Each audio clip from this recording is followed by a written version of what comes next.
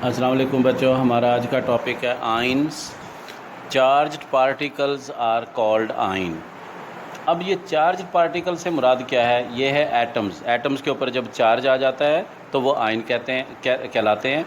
Atoms gate charge either by losing electrons और bye gaining electron. अब अगला सवाल बच्चे पूछते हैं कि सर इलेक्ट्रॉन गेन या लूज़ करने की ज़रूरत क्या है उनको?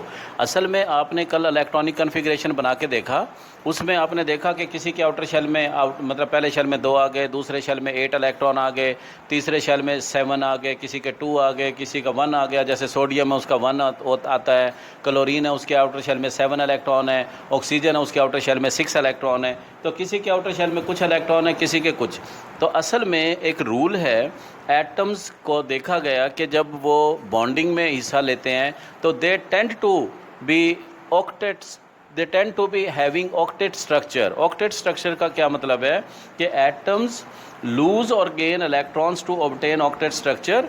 और ऑक्टेट स्ट्रक्चर का मतलब है कि अपने आउटर शेल में वो 8 इलेक्ट्रॉन रखना पसंद करते हैं। Electrons in the outer shell tend to be in the group of 8 electron का वो ग्रुप बना के रहना चाहते हैं। जैसे सोडियम को देखें, सोडियम का प्रोटॉन नंबर 11 है, तो प्रोटॉन 11 इलेक्ट्रॉन 11।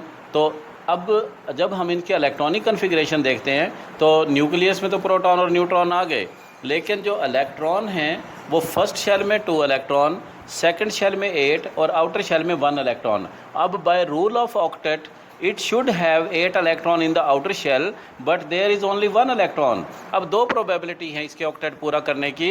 या तो आप इसको एक 7 इलेक्ट्रॉन दे दें ताकि इसके 8 पूरे हो जाएं, या आप इससे 1 इलेक्ट्रॉन ले लें। अगर आप इससे 1 इलेक्ट्रॉन लेते हैं तो पीछे ये 8 इलेक्ट्रॉन बच जाएंगे, ये वाले शेल, ये वो आउटर शेल ख़त्म हो जाएगा। तो अब ज़रा गौर से देखिए, अब इसके ऊपर चार्ज क्या आएगा। शुरू में प्रोटॉन 11 थे, इलेक्ट्रॉन 11, तो दोनों पॉजिटिव चार्ज और नेगेटिव चार्ज इक्वल, तो न्यूट्रल।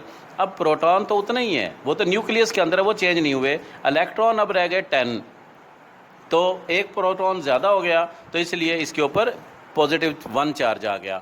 ओवरऑल जो रूल है कि जितने इलेक्ट्रॉन लूज़ करेगा उतने ही पॉजिटिव चार्जेस ज़्यादा होते जाएंगे। यानी 1 इलेक्ट्रॉन लूज़ करेगा +1 चार्ज आएगा, 2 इलेक्ट्रॉन लूज़ करेंगे +2 चार्ज आएंगे। इसी तरह अब फ्लोरीन को देखें, इसका प्रोटॉन नंबर 9 है और इसका इलेक्ट्रॉन भी 9, 2 इलेक्ट्रॉन फर्स्ट शेल में, 7 इलेक्ट्रॉन सेकंड शेल में। अब इसको 1 इलेक्ट्रॉन अगर हम दे दें तो इसका ऑक्टेट स्ट्रक्चर कंप्लीट हो जाएगा।